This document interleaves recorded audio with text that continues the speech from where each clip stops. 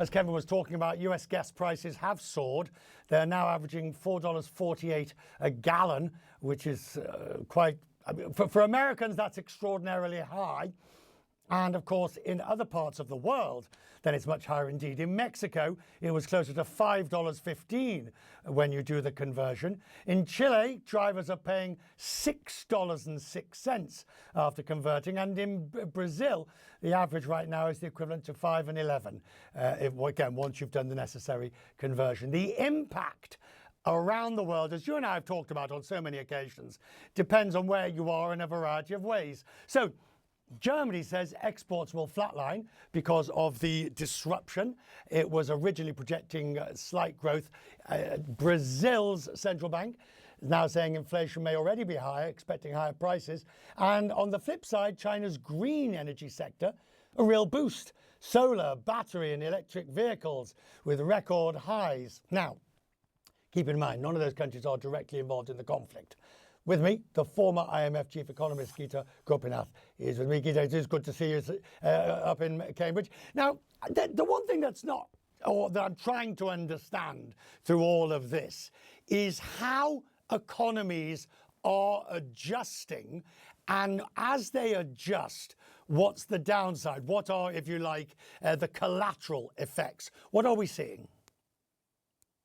Richard, I mean, firstly, there is serious damage to the global economy ongoing with every week of this closure of the Strait of Hormuz. And Project Freedom is certainly not letting many more ships go through the strait. So right now, if you look at the impact on the global economy, I think we're getting close to shaving off about 0.5 percentage point from global growth, which would make it the first time in about 5 years that growth goes below 3%. So there are real costs to the world economy with every week of this war that's going on.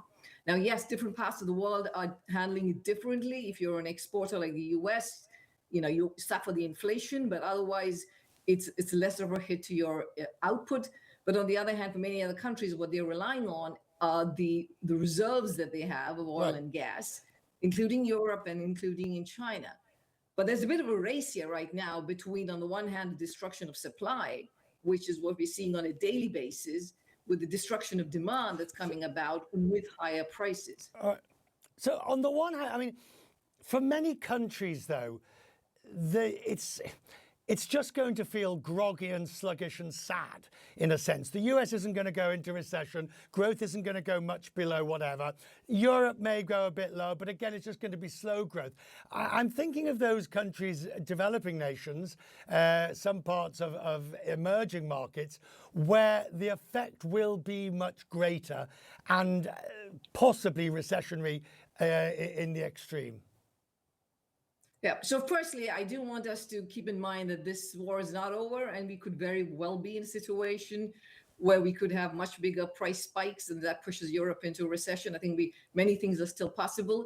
But in terms of countries that are already over the precipice, in a sense, are countries like Sri Lanka, Bangladesh, Pakistan. These are countries that, with every dollar going up in terms of the price of energy and fuel, it's a huge hit to their economies. We're barely coming out of crisis mode, and this is pushing them back into crisis. And of course, you have countries in sub-Saharan Africa who are suffering the impact of fertilizer prices going up and therefore food prices going up.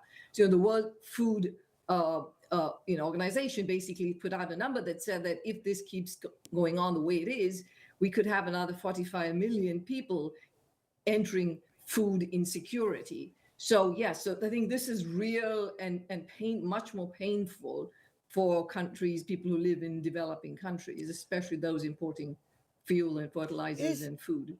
Is there a danger, Gita, that the developed world, the rich countries, OECD, G7, G20, whatever, particularly, when I say ignore the plight of emerging, I don't mean it literally, but I just mean they don't give it enough attention.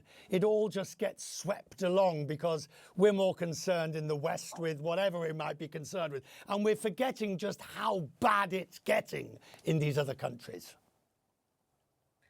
I think it is usually plainly obvious how tough it gets for these countries.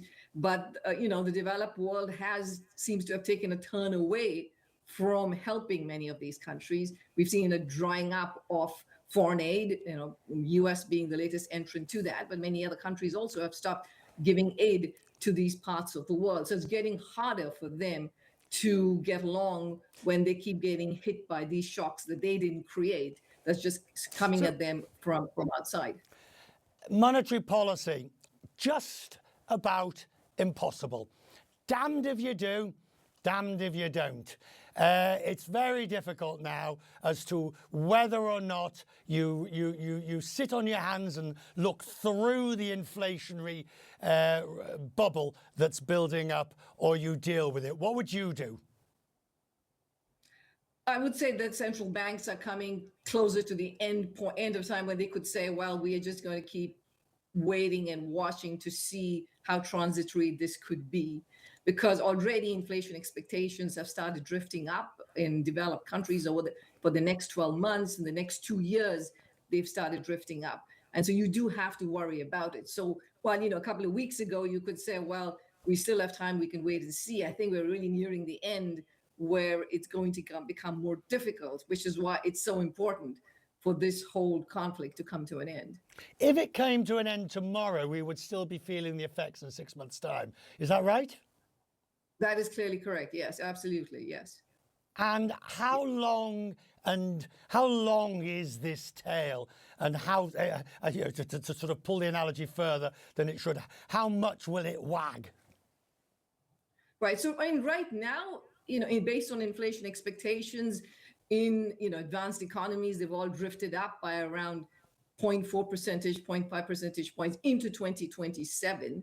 So that itself puts pressure on central banks in terms of not being able to cut interest rates, which otherwise I believe the US would have done much more readily in the absence of this conflict. But I also think there are other kinds of lasting impacts. One is, in terms of the geopolitics, right? The disconnect or the decoupling that we're seeing between the US and Europe, UAE pulling out of OPEC. Yes. I mean, these are breakdowns that are we're not going back to the previous structure of the world, prior to this conflict.